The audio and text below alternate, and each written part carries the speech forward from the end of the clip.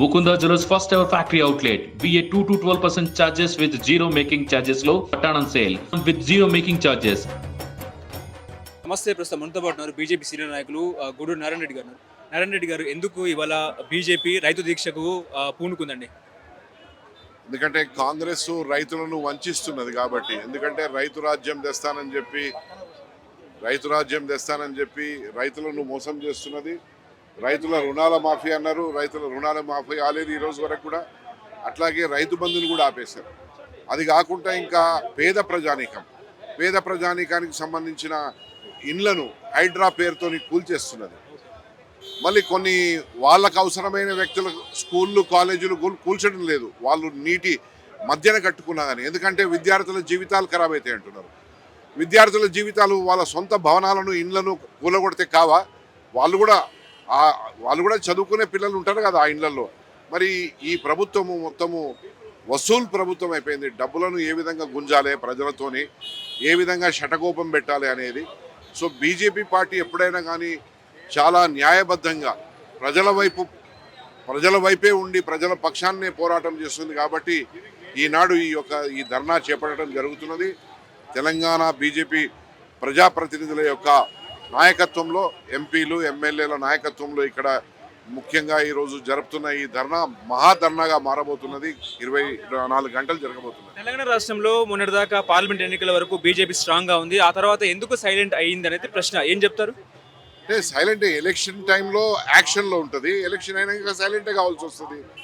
Issues మీద పోరాటం చేస్తున్నాం కదా. ఇప్పుడు ఇది సైలెంట్ అంటామా? సైలెంట్ లేం కదా. రైతులు అక్కడ మోసపోయారు కాబట్టి రైతుల పక్షాన పోరాటం చేస్తున్నాం. సో సైలెంట్ ఉండే పరిస్థితే ఉండదు. ఎందుకంటే బీజేపీ పార్టీ యొక్క సిద్ధాంతము దేశము, పార్టీ, పర్సన్, ఇట్లా country first, party next, person last అనే పద్ధతిగా బీజేపీ పార్టీ వ్యవహరిస్తుంది. కాబట్టి కాంగ్రెస్ ప్రభుత్వం 4th సిటీ అంటుంది, అక్కడ మూసీ ప్రక్షాళన చేస్తామని చెప్తున్నారు. అదేవిధంగా మూసీ ప్రభావిత ప్రాంతాల్లో ఎవరైతే నివసిస్తున్న పేద ప్రజల ఇళ్లను కూల్చేసిన పరిస్థితి, దాని మీద మీ అభిప్రాయం ఏంటండి? కాంగ్రెస్ పార్టీ ఈరోజు చేస్తున్న తతంగం ఏంటిదంటే వరల్డ్ బ్యాంక్ నుంచి ఏ విధంగా మోసం చేసి లోన్ తీసుకోవాలి మూసీ ప్రక్షాళన పేరు మీద. ఎందుకంటే ఇది దివాలా కోరు ప్రభుత్వం. ఈరోజు ఈ ప్రభుత్వం దగ్గర వాళ్ళ మాట లేదు, మంచితనం లేదు. వాళ్ళు పోయి మార్కెట్లో పోయి లోన్ తీసుకొని వస్తే కూడా పరపతి లేదు. ఆ పరిస్థితిలో ఉన్నది.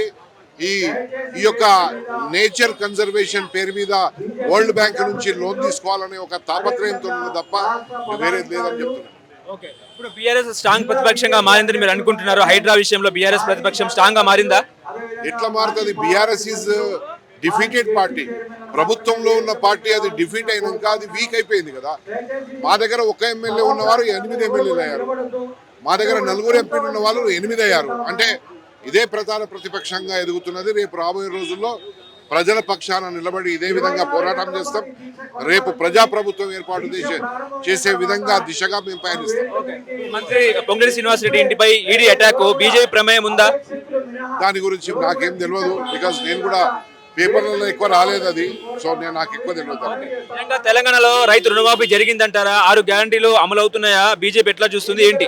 ఏం గ్యారంటీలు? మహిళలకు ఉచితంగా బస్ అన్నారు, అదొకటి నడిపిస్తున్నారు. తగ్గింది ఏమున్నదాడా? ఏడో రోజు న్యూస్ పేపర్లలో తాటికాయ అక్షరాలతోని మంచి న్యూస్ రాపించుకోవడం తప్ప వేరేది ఏం లేదు వాళ్ళ దగ్గర, కాంగ్రెస్ ప్రభుత్వం దగ్గర. రేవంత్ రెడ్డి గారి మీద ప్రజలు చాలా ఆశలు పెట్టుకున్నారు. రేపు తెలుస్తుంది. నిజంగా 17,000 కోట్ల రుణమాఫీ జరిగిందని కాంగ్రెస్ అంటుంది. మీరు నిజంగా అనుకుంటున్నారా జరిగిందని? లేదు. 15,000 కోట్లు అయినాయి. వాళ్ళు ఊరికే నంబర్లు ఎక్కువ చెప్తారు. 3-4 నేను అనుకుంటే 5-6 వేల కోట్లు కావచ్చు. అంతకంటే ఎక్కువ మాత్రం కాలేదు.